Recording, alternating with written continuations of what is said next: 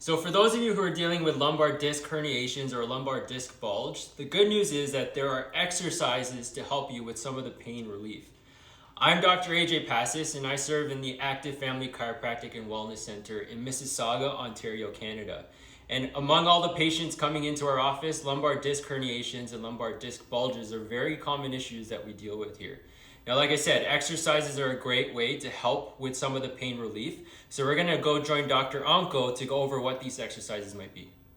So just as an extra precaution on some of the exercises that you're going to be doing on disc herniation, be sure to check with your chiropractors or your healthcare providers. And don't forget also to watch the previous video that we had on exercises that causes disc herniation. So the first movement that we're doing is actually a prone extension. So you're laying down, face down with your elbow. But before you get into this position, a lot of people actually have trouble getting even into this position, especially when you have disc bulge or disc herniation. How do you feel right now while you're in this position here, Dr. AJ? I feel like I can start at something a little simpler. Okay, so that's the case for a lot of people, is just to kind of go with a simpler move. So we're going to go through some progression in these, which is the first progression is to go with a pillow underneath your belly, all right? So you're just nicely relaxed, and basically anytime there's any increase of pain or any pain that's shooting down the legs that's actually amplified, then you want to actually stop that exercise altogether. So with this one, it should be very comfortable for you, and just relax there for as many minutes as you want. How many minutes would you say would be an ideal for this type of movement, Dr. AJ? So again, working with your tolerance is important. So anywhere from 5 to 10 minutes, working up towards there would be good. Yep, 5 to 10 minutes would be good. And the next progression to that, once you feel quite comfortable, would be to perhaps get right onto your elbow, right? Again, nice and relaxed, right? Allow that curvature to be settled in, and this will hopefully help with that disc retracting back to where it's supposed to. Again, how long would you say that you'd want to stay in this position for? Again, something similar. So working up towards 10 minutes, but again, work within your tolerance there. Yeah. Okay. Yeah. Again, you go with your comfort level. So don't force anything that is uncomfortable. You want to just kind of back away from that. Okay. The next progression to that would be to take the pillow away, right? And again, you settle the hip down and allow that lower back to relax.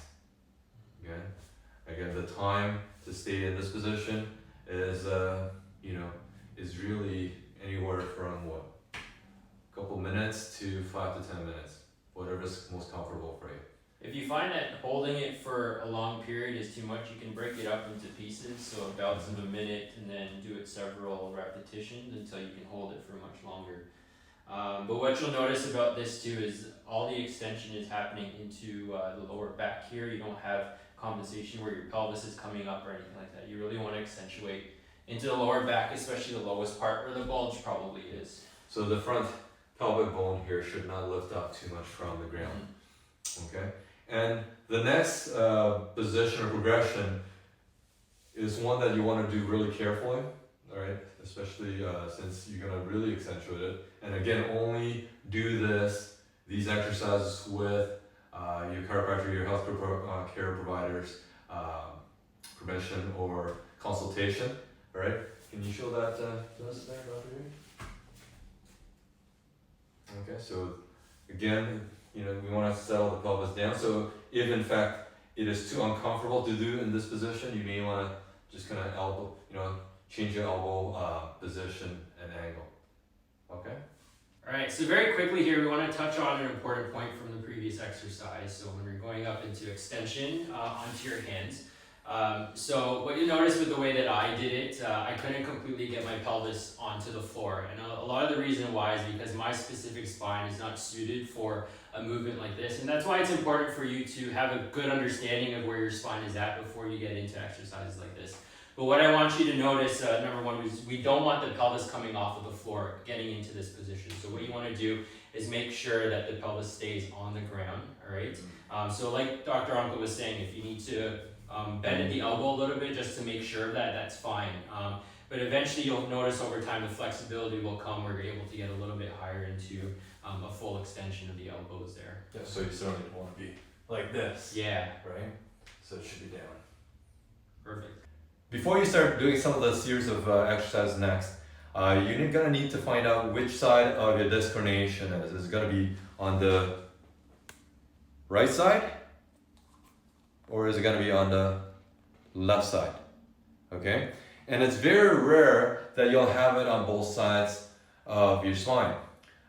You'll can sometimes tell whether it's on the left side or the right side by just the fact that the pain is actually shooting down into the hip, down into the thigh, into the foot on that side of disc herniation. But that's not always the case. So be sure to ask your chiropractor or your healthcare providers as to which side the disc herniation is for this next exercise. So we're going to show you two exercises here, and for these exercises we're going to assume that the disc bulge is actually happening to the left side. Okay, so what we want to do with the disc itself is think of it as a water balloon, right? If you're putting pressure on one side, it moves towards one side, right, or the opposite side. So if we're pushing it to the left, what we want to do is add pressure on this side to bring it a little bit more midline. So what Dr. Ongko is going to do is while he's in the position on his elbows, he's going to move his upper torso towards the left side there. So you can see there's compression happening here to push the disc back to the middle, all right? Now notice with the legs as well is that they're not moving with his upper torso, he's keeping it quite stable. All the movement is up into here to really get into the disc, okay? Now for the next exercise, what we're gonna do is similar position, we'll bring you back to midline here. But with this one, what we're gonna do is the elbow on the opposite side is going to come up, okay? So notice with this one, again, we're adding more pressure onto the opposite side as a result of that. So it's pushing the disc back in towards the middle there, okay? So although this one is coming up, remember, it's this side that we're actually working through to bring that back towards the midline, right? Anything else you want to add there in terms of how long they should be holding it? So I suggest with this one, again, to your comfort level, make sure that it's not aggravating any pain. But you probably want to just do more an up and down movement with this one. So anywhere from a 10-second hold and just do it up to 5 to 10 repetitions depending on your own comfort level. And again, listen to your body. If it actually is aggravating your pain, then perhaps back it off. If it feels comfortable and it's actually improving things, then you can step it up. So the next exercise is actually one of my favorite warm-up and cool down exercise when I work out. It is actually the cat-camel exercise. For this one, you want to actually accentuate the flexion to begin with. You bend your neck, but the idea is to try to retract your belt button up and try to think of a string pulling the middle of this back here, okay? And you hold it there for about 5 seconds, and then you slowly let it down for about 5 seconds, okay? Again, you want to think of that belly button dropping right down. Nice and easy. Don't try to overdo this one, okay? It's a nice exercise that will actually take some of the pressure off your lumbar disc. Again, try it again. Up, hold it there for 5 seconds, and slowly lower down for the next 5 seconds. Remember, as far as those exercises are concerned, make sure to consult with a chiropractor or another healthcare provider because there's nothing that replaces professional help.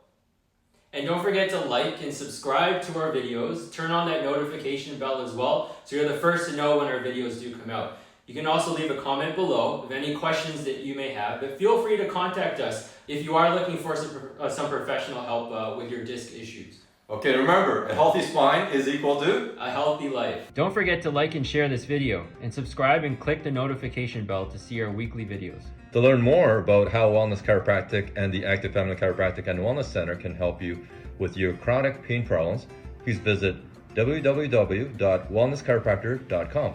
The Active Family Chiropractic and Wellness Center is located at 80 Queen Street South in Mississauga, Ontario, L5M1K4.